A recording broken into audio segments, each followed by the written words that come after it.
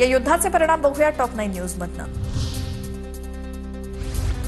तेल कंपन्यांकडून औद्योगिक डिझेलच्या दरामध्ये 2 ते 3 टक्क्यांनी वाढ। दर प्रति लिटर मागे 22 रुपयांनी वाढले। औद्योगिक डिझेलचा प्रति लिटर 87 रुपये 67 पैशांवरनं 109 रुपये 59 पैशांवर।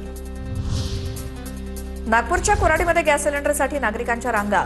पहाटे 5:30 वाजल्यापासून लोक सिलेंडरसाठी वेटिंगवर। ऑनलाईन बुकिंग होत नसल्यामुळे ग्राहक त्रस्त। कोल्हापुरात घरगुती गॅस सिलेंडरसाठी 9व्या दिवशी रांगा। गॅस एजन्सी ऑफिस उघडण्याआधीच गर्दी। घरगुती गॅस सिलेंडर घरपोच द्या, जिल्हा प्रशासनाच्या सूचना असूनही रांगा। गॅस सिलेंडरच्या तुटवड्यामुळे ठाण्यातील अनेक फूड स्टॉल्स बंद। काही छोट्या व्यावसायिकांकडून इंडक्शन आणि कोळशाच्या शेगडीचा वापर। मुंबईतील अनेक हॉटेल स्टॉल्सचा शटर डाऊन। व्यावसायिक गॅस मिळत नसल्यामुळे करी रोड परिसरात हॉटेल स्टॉल्स बंद। हॉटेलमधील गॅस पुरवठा पुरेसा नसल्यामुळे मोजकेच पदार्थ ग्राहकांची गैरसोय होत असल्याची हॉटेल चालकांची माहिती। नाशकात एलपीजी नंतर कमर्शियल गॅसचा देखील तुटवडा। वेल्डिंगचं काम करणाऱ्यांवरती उपासमारीची वेळ। वेल्डिंग, लोखंड कटिंगसह मोठ्या कंपन्यांचं काम बंद। छोटे कामगार अडचणीत।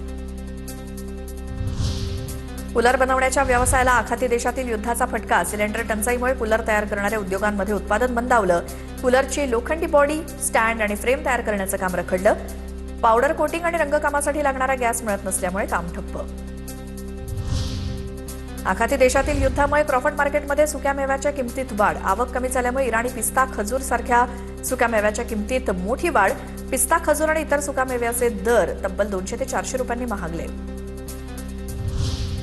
प्रीमियम पेट्रोलच्या दरात प्रति लिटर 2 रुपये 35 पैशांची वाढ। ही दरवाढ केवळ प्रीमियम पेट्रोलसाठीच असून रेग्युलर पेट्रोल मात्र जुन्याच दरात उपलब्ध।